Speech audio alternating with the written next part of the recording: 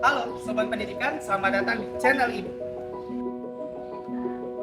Channel yang membahas tentang pemasaran, bisnis digital, teknologi, dan pembelajaran menarik lainnya. Teman-teman suka video ini, jangan lupa like ya. Dan jangan lupa subscribe dan nyalakan notifikasinya. Dan jangan lupa untuk share ke teman-teman lainnya. Karena Belajar sangat menyenangkan. Perhatian, video ini dibuat untuk memudahkan kegiatan belajar mengajar. Silakan digunakan sebijak mungkin tanpa merubah atau mengganti konten video yang ada dalam video ini tanpa seizin channel ini. Selamat menyaksikan. Halo teman-teman. Selamat datang di dunia yang penuh inovasi dan kreativitas. Hari ini, kita akan menjelajahi salah satu konsep paling penting dalam dunia bisnis yaitu siklus hidup produk. Apakah Anda siap untuk memahami lebih dalam? Mari kita cari tahu dan temukan rahasia di balik kesuksesan produk yang berkelanjutan. Apa sih yang dimaksud dengan siklus hidup produk itu? Siklus hidup produk adalah suatu grafik yang menggambarkan riwayat produk sejak diperkenalkan ke pasar sampai produk tersebut ditarik dari pasar. Nah, biar lebih gampang, siklus hidup produk dapat digambarkan secara ringkas sebagai berikut. 1. Suatu produk memiliki batas umur. 2. Penjualan suatu produk melalui berbagai tahapan dan masalah yang berbeda-beda. 3. Terjadi kenaikan atau penurunan laba pada berbagai tahap siklus hidup produk. 4. Tiap tahap siklus hidup produk memerlukan strategi pemasaran dan sumber daya yang berbeda. Nah, siklus hidup produk ini berfungsi untuk mengetahui dan menganalisis sejauh mana produk yang dihasilkan oleh perusahaan dapat bertahan secara kompetitif di pasaran. Selanjutnya ada faktor-faktor yang memengaruhi siklus hidup produk. 1. Persaingan di pasar. Persaingan adalah faktor penting yang mempengaruhi siklus hidup produk. Jika produk baru memiliki banyak pesaing yang kuat di pasar, bisa jadi sulit untuk produk tersebut melewati tahapan introduction dan growth. Sebaliknya, jika produk baru adalah produk yang inovatif dan memenuhi kebutuhan konsumen yang belum terpenuhi, maka produk tersebut bisa melewati tahapan introduction dan growth dengan lebih mudah. 2. Teknologi. Teknologi berperan penting dalam siklus hidup produk dengan mendorong inovasi produk, meningkatkan efisiensi produksi, dan memperluas jangkauan pemasaran. Sebagai contoh, produk yang terkait dengan teknologi biasanya memiliki siklus hidup yang lebih pendek karena perubahan teknologi yang terjadi dengan cepat. Produk yang masih menggunakan teknologi lama dan tidak berkembang dengan cepat, cenderung memiliki siklus hidup yang lebih panjang. 3. Perubahan gaya hidup konsumen. Perubahan gaya hidup konsumen juga mempengaruhi product life cycle. Produk yang sesuai dengan tren dan gaya hidup konsumen saat ini cenderung memiliki permintaan yang lebih tinggi. 4. Harga. Jika harga produk terlalu tinggi, akan sulit bagi produk tersebut melewati tahapan introduction dan growth. Sebaliknya, jika harga produk terlalu rendah, maka produk tersebut bisa cepat melewati tahapan introduction dan growth, tetapi akan sulit untuk mempertahankan posisi di pasar pada tahap maturity. 5. Promosi. Promosi yang tepat dan efektif dapat membantu produk melewati tahapan introduction dan growth. Namun, jika promosi tidak efektif, maka produk bisa sulit melewati tahapan introduction dan growth. Lalu, ada tujuan dari siklus hidup produk. 1. Membantu perusahaan memahami karakteristik dan tantangan unik dari setiap tahapan siklus daur hidup produk. 2. Membantu perusahaan mengembangkan strategi pemasaran yang efektif untuk setiap tahapan siklus daur hidup produk. 3. Membantu perusahaan memutuskan kapan waktu yang tepat untuk menaikkan iklan, menurunkan harga, memperluas distribusi, atau menghentikan produksi. 4. Membantu perusahaan mengalokasikan sumber daya secara efektif untuk setiap tahapan siklus daur hidup produk. 5. Membantu perusahaan memperkirakan permintaan pasar dan mengantisipasi persaingan dari produk sejenis. Lalu, bagaimana siklus hidup produk bisa terjadi? Saat suatu produk diperkenalkan pertama kali di pasar, umumnya konsumen belum mengenal dan belum memiliki kesadaran tentang produk. Rogers, 1983, membagi tahap-tahapan proses adopsi menjadi 5 tahap, yaitu sebagai berikut. 1. Kesadaran. Konsumen mengetahui adanya produk dan tidak mempunyai informasi dengan produk tersebut. 2. Perhatian. Konsumen mencari informasi mengenai produk baru, informasi biasanya disebarkan oleh produsen. 3. Penilaian. Konsumen mempertimbangkan dan menilai untung rugi produk baru, apakah dapat memenuhi kebutuhan. 4. Percobaan. Konsumen mencoba produk secara kecil-kecilan untuk memperkirakan kegunaannya. 5. Adopsi. Konsumen mengadopsi produk baru, jika mereka puas mereka akan menggunakan produk secara teratur. Fase introduksion dalam siklus hidup produk. Fase introduksion atau pengenalan adalah tahap pertama dalam siklus hidup produk, product life cycle, di mana produk baru pertama kali diluncurkan ke pasar. Pada fase ini, perusahaan berfokus pada memperkenalkan produk kepada konsumen dan membangun kesadaran merek. Strategi pemasaran yang umum diterapkan selama fase introduksion meliputi membangun brand awareness. Melalui kampanye iklan yang intensif dan promosi besar-besaran, perusahaan berusaha untuk membuat konsumen sadar akan keberadaan produk. Menentukan harga. Penetapan harga dapat dilakukan dengan dua pendekatan, skimming pricing, menetapkan harga tinggi untuk menarik segmen pasar yang tidak sensitif terhadap harga, dengan harapan mendapatkan laba per unit yang tinggi. Penetration pricing, menetapkan harga rendah untuk menarik minat konsumen yang lebih luas dan mempercepat adopsi produk. Membangun distribusi, menjalin kerjasama dengan distributor untuk memastikan produk tersedia di berbagai saluran distribusi. Fase growth atau pertumbuhan adalah salah satu tahap penting dalam siklus hidup sebuah bisnis. Setelah melewati fase startup, di mana ide dan model bisnis diuji, bisnis yang berhasil akan memasuki fase ini, yang ditandai dengan peningkatan pelanggan, penjualan, dan potensi laba. Berikut adalah penjelasan lengkap mengenai fase growth dalam dunia bisnis. Bisnis menunjukkan beberapa ciri khas. Peningkatan penjualan, terdapat lonjakan signifikan dalam volume penjualan sebagai hasil dari peningkatan permintaan pasar. Basis pelanggan yang stabil, bisnis mulai memiliki pelanggan setia yang berkontribusi pada pendapatan berulang. Arus kas positif, pendapatan melebihi pengeluaran, memungkinkan reinvestasi untuk pertumbuhan lebih lanjut. Ekspansi pasar, bisnis mulai menjelajahi peluang untuk memperluas jangkauan geografis dan menambah variasi produk atau layanan. Untuk memaksimalkan pertumbuhan. Untuk memanfaatkan peluang selama fase growth, bisnis dapat menerapkan beberapa strategi berikut. Investasi dalam teknologi. Mengadopsi teknologi baru untuk meningkatkan efisiensi operasional dan pengalaman pelanggan. Diversifikasi produk atau layanan. Menawarkan variasi produk atau layanan baru untuk memenuhi kebutuhan pelanggan dan mengurangi risiko ketergantungan pada satu produk 56. Fase maturity atau kematangan adalah tahap ketiga dalam siklus hidup produk, product life cycle, PLC, di mana produk telah mencapai puncak penjualan dan stabilitas di pasar.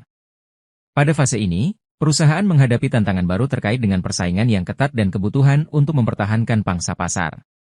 Berikut adalah penjelasan lengkap mengenai fase maturity.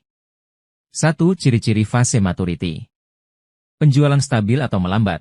Setelah periode pertumbuhan yang cepat, penjualan produk cenderung stabil atau mulai melambat. Ini menandakan bahwa pasar telah jenuh dan hampir semua konsumen potensial telah membeli produk tersebut. Persaingan yang ketat. Banyak pesaing memasuki pasar dengan produk serupa, sehingga persaingan menjadi lebih intens. Hal ini dapat mengakibatkan perang harga dan penurunan margin keuntungan. Laba maksimum. Pada fase ini, laba seringkali mencapai puncaknya karena biaya pemasaran mulai menurun setelah pengenalan dan pertumbuhan awal. Namun, laba dapat tertekan oleh peningkatan biaya promosi untuk mempertahankan pangsa pasar. Inovasi terbatas. Inovasi produk mungkin tidak seaktif pada fase sebelumnya, tetapi perusahaan perlu melakukan perbaikan kecil atau variasi untuk menjaga minat konsumen. Mempertahankan loyalitas pelanggan, mengembangkan program loyalitas, memberikan diskon khusus, atau mengadakan promosi untuk mempertahankan pelanggan yang sudah ada. Diversifikasi produk, menambahkan fitur baru atau variasi produk untuk menarik segmen pasar yang berbeda dan memperbarui minat konsumen. Optimalisasi biaya, mengurangi biaya produksi dan distribusi untuk meningkatkan margin keuntungan tanpa menaikkan harga. Pemasaran ulang, rebranding melakukan rebranding untuk memberikan kesan baru pada produk dan menarik perhatian konsumen kembali. Penyebab terjadinya decline. Beberapa faktor penyebab terjadinya fase decline meliputi perubahan tren dan preferensi konsumen. Konsumen mungkin beralih ke produk baru yang lebih sesuai dengan kebutuhan atau selera mereka. 36. Kemajuan teknologi. Inovasi teknologi dapat membuat produk lama menjadi usang. Misalnya, perkembangan smartphone yang lebih canggih dapat menyebabkan penurunan permintaan untuk ponsel yang lebih tua. 25. Persaingan dari produk pengganti, munculnya alternatif atau pengganti yang lebih baik dapat mengakibatkan konsumen beralih dari produk lama ke produk baru. Ciri-ciri fase decline. Penurunan penjualan produk mengalami penurunan yang signifikan, seringkali disebabkan oleh berbagai faktor seperti perubahan preferensi konsumen, munculnya produk pengganti, atau inovasi teknologi yang membuat produk menjadi usang. Laba menurun, laba perusahaan juga cenderung menurun karena biaya tetap yang tinggi dan penurunan volume penjualan. Jika tidak ada tindakan strategis yang diambil, produk dapat menjadi tidak menguntungkan. Pasar jenuh, produk mungkin telah mencapai titik jenuh di pasar, di mana hampir semua konsumen potensial telah membeli produk tersebut, dan tidak ada pertumbuhan lebih lanjut yang diharapkan. Persaingan yang meningkat, munculnya pesaing baru dengan produk yang lebih inovatif dapat mempercepat penurunan permintaan untuk produk yang sudah ada. Strategi menghadapi fase decline. Perusahaan perlu mempertimbangkan beberapa strategi untuk mengelola fase decline, revitalisasi produk, melakukan rebranding, memperbarui fitur, atau meningkatkan kualitas untuk menarik kembali minat konsumen. Ini bisa meliputi perubahan desain kemasan atau peluncuran versi baru dari produk. Pengurangan biaya, mengurangi biaya produksi dan distribusi untuk mempertahankan profitabilitas meskipun volume penjualan menurun. Ini bisa termasuk pengurangan staf atau efisiensi operasional lainnya. Menarik diri dari pasar. Jika produk tidak lagi menguntungkan dan tidak ada harapan untuk revitalisasi, perusahaan mungkin perlu mempertimbangkan untuk menarik produk dari pasar secara terencana. Ini harus dilakukan dengan mempertimbangkan dampak terhadap pelanggan dan reputasi merek. Selanjutnya yaitu tahap penarikan produk. Tahap akhir dari siklus hidup adalah yang disebut fase penghentian atau fase penarikan produk. Ini sesuai dengan akhir dari fase penurunan dan melibatkan penarikan produk dari jangkauan perusahaan. Terkadang, penarikan ini dapat terjadi secara tiba-tiba. Misalnya, produk baru ditemukan tidak aman segera setelah peluncuran. Sama halnya, dalam kasus lain, fase penghentian adalah proses yang lebih lambat, bertahap, dan terencana. Karakteristik tahap penarikan yaitu, produk tidak lagi tersedia untuk dibeli. Pemberitahuan kepada pengguna bahwa produk akan dihentikan. Mengelola proses penarikan kembali produk dengan komunikasi yang jelas dan dukungan kepada pelanggan. Selanjutnya yaitu strategi penarikan. Pertama, bersiap untuk kemungkinan ini dan membuat keputusan yang tepat pada waktu yang tepat. Yang kedua, memiliki rencana untuk meminimalkan biaya mereka saat mereka menarik diri dari pasar. Yang ketiga, mengembangkan produk baru yang dapat memanfaatkan infrastruktur dan rute yang mapan ke pasar, sangat penting. Lalu materi yang terakhir adalah pola siklus hidup produk. Lama tidaknya suatu produk bertahan di pasar bergantung pada selera konsumen yang membutuhkan produk tersebut.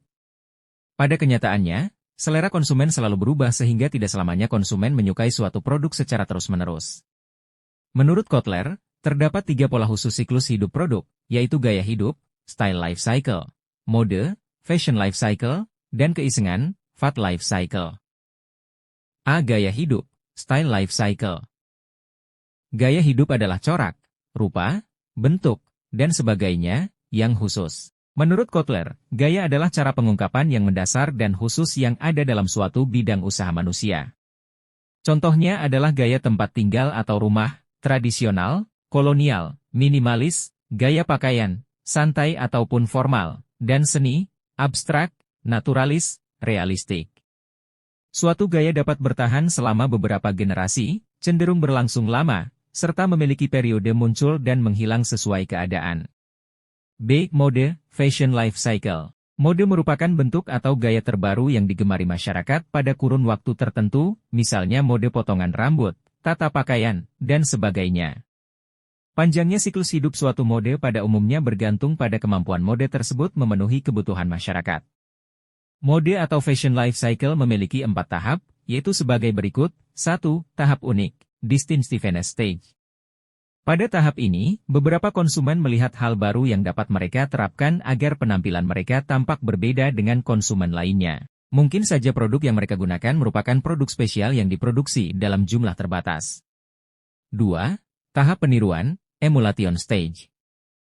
Pada tahap peniruan, konsumen lain mulai tertarik untuk mengikuti atau menyamai kelompok pelopor mode tadi. Akibatnya, mulai banyak yang mengikuti suatu tren atau gaya berpenampilan tertentu. 3. Tahap mode massal, mass fashion stage. Pada tahap ini, Mode telah menjadi sangat populer sehingga produsen mulai memproduksi produk dalam jumlah banyak untuk memenuhi tingginya permintaan calon konsumen. 4. Tahap penurunan, decline stage. Tahap terakhir merupakan tahap penurunan atau kemunduran. Pada tahap ini, konsumen mulai bosan dengan mode yang ada dan beralih ke mode lain yang lebih menarik perhatian mereka. C. Keisengan, fad life cycle. Keisengan atau fad merupakan mode yang diperhatikan dan cepat ditiru masyarakat dengan penuh semangat, cepat mencapai puncak, dan menurun dengan cepat pula. Siklusnya pendek dan cenderung hanya memiliki pengikut yang terbatas, biasanya orang-orang yang senang mencari sensasi atau kehebohan. Sekian penjelasan dari saya. Semoga materi yang saya jelaskan dapat membantu agar teman-teman semua lebih memahami tentang siklus hidup produk. Mohon maaf jika ada kesalahan dalam penjelasan. Jangan lupa klik tombol like dan subscribe jika kalian menyukai video ini. Terima kasih.